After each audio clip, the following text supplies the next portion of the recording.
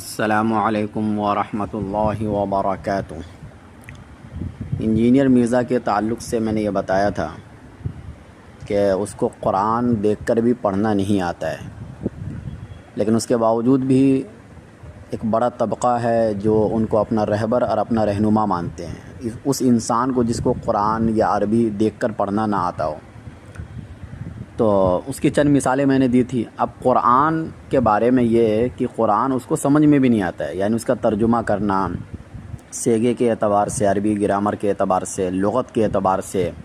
کس طریقے سے ترجمہ، ظاہر سی بات ہے یہ ترجمہ کرنا ہر کسی کے بس کی بات ہوتی نہیں ہے۔ جو شروع سے عربی پڑھا ہو، عربی گرامر کو پڑھا ہو، مدرسے میں پڑھا ہو، اس کے لیے آسان ہوگا۔ قرآن کا ترجمہ وہ انسان بھی نہیں کر سکتا ہے جو عرب ملک میں رہنے کی وجہ سے عربی جان گیا ہو یا عربی بولنے آ گیا ہو،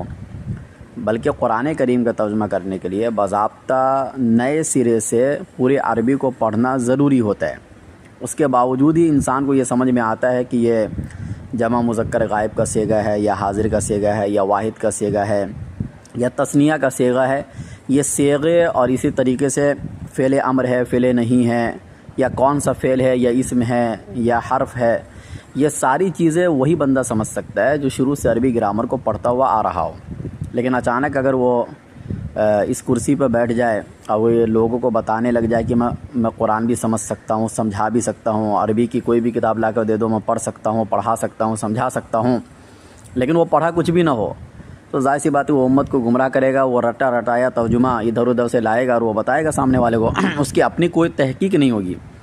اب اس کی بھی چند مثالیں میں آپ کے سامنے پیش کرتا ہوں۔ پہلی مثال یہ ہے کہ انجینئر محمد علی مرزا نے اپنے ایک لیکچر میں قرآن کریم کی آیت اولئک فی جنات مکرمون، اس کا ترجمہ انہوں نے یہ کیا کہ ایسے لوگ پھر عزت والی جنتوں میں ہوں گے۔ اس میں غلطی انہوں نے یہ کی ہے کہ جناتین کو موصوف بنایا اور مکرمون کو اس کی صفت بنایا، حالانکہ جناتین کی نہیں بلکہ یہ اولئک کی صفت ہے، جس کا ترجمہ یہ ہے کہ وہ لوگ جنتوں میں عزت کے ساتھ رہیں گے۔ دوسری مثال ہے کہ قرآن کریم کی ایک آیت ہے فلا تطع الکافرین، اس کا ترجمہ انہوں نے یہ کیا کہ آپ کافروں کی بات کا برا نہ منائیں، حالانکہ اس کا صحیح ترجمہ یہ ہے کہ آپ کافروں کی اطاعت نہ کریں، اس لیے کہ لا تطع اطاعت سے نکلا ہے، جس کے معنی اطاعت کرنا، فرما برداری کرنا، اس کے شروع میں لائے نہیں ہے، جس کا ترجمہ یہ بنتا ہے کہ آپ اطاعت نہ کریں۔ لیکن حیرت یہ کہ انجینئر صاحب نے اس کا ترجمہ بات کا برا منانے سے کیا ہے، حالانکہ دنیا کی کسی بھی لغت کی کتاب میں لا تطع کا ترجمہ بات کا برا منانا نہیں لکھا ہوا ہے۔ اسی طریقے سے ایک تیسری مثال ہے قرآن کریم کی ایک آیت ہے بما کنتم تعلمون الکتاب و بما کنتم تدرسون، اس کا ترجمہ انہوں نے یہ کیا کہ اس کے سبب جو تمہیں کتاب کی تعلیم دی جاتی ہے اور اس کے سبب جو تم کتاب پڑھاتے ہو، حالانکہ اس کا صحیح ترجمہ یہ ہے کہ بسبب اس کے جو آپ کتاب پڑھاتے رہے ہو اور جو کچھ پڑھتے رہے ہو۔ اس میں غلطی انہوں نے یہ کی کہ بما کنتم تعلمون الکتاب و بما کنتم تدرسون میں پہلے سے گئے کنتم تعلمون کا ترجمہ مجہول کا کیا کہ تمہیں کتاب کی تعلیم دی جاتی ہے، حالانکہ یہ معروف کا صیغہ ہے جس کا ترجمہ ہے کہ تم کتاب پڑھاتے رہے ہو، اور دوسرے صیغے کنتم تدرسون کا ترجمہ متعدی سے کیا ہے، حالانکہ یہ صیغہ لازم ہے اور جس کا ترجمہ بنتا ہے کہ تم پڑھتے ہو۔ تو جس شخص کو فن صرف یا عربی گرامر کی ہوا بھی نہ لگی ہو اور اسے صیغے کے معروف و مجہول اور اس کے لازم و متعدی کا ہی پتہ نہ ہو، بھلا وہ شخص قرآن مجید کی آیت کا صحیح ترجمہ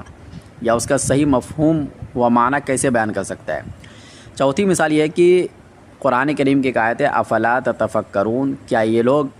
اس کا ترجمہ انہوں نے یہ کیا کیا یہ لوگ تفکر اور غور و فکر نہیں کرتے، حالانکہ اس کا صحیح ترجمہ یہ ہے کہ کیا تم لوگ تفکر نہیں کرتے ہو۔ انہوں نے اپنی جہالت اور نادانی فن صرف سے لا علمی کی بنا پر اس کو جمع مذکر غائب کا صیغہ سمجھ لیا، حالانکہ یہ جمع مذکر حاضر کا صیغہ ہے۔ اسی طریقے سے پانچویں مثال ہے کہ قرآن کریم کی آیت ابراہیم علیہ السلام کے تعلق سے کہ وَإِذْ قَالَ إِبْرَاهِيمُ رَبِّ أَرِنِي كَيْفَ تُحْيِي الْمَوْتَى، کہ اس وقت کو یاد کرو جب ابراہیم علیہ السلام نے کہا کہ اے میرے رب آپ مجھے دکھائیے کہ آپ مردے کو کیسے زندہ کرتے ہیں۔ تو انجینئر مرزا نے اپنی جہالت اور نادانی کی وجہ سے لفظ کیفہ کو شک کے معنی میں لے کر اس کی یہ انتہائی غلط اور خلاف حقیقت تفسیر بیان کی کہ العیاذ باللہ اللہ کی قدرت کے بارے میں شک تو کبھی انبیاء کو بھی ہو جاتا ہے،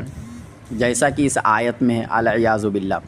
حضرت ابراہیم علیہ السلام کو اللہ تعالیٰ کی قدرت کے بارے میں شک ہوا کہ آپ کیسے مردہ کو زندہ کریں گے، حالانکہ یہاں ابراہیم علیہ السلام نے لفظ کیفہ حالات کی کیفیت بیان کرنے کے لیے بولا ہے،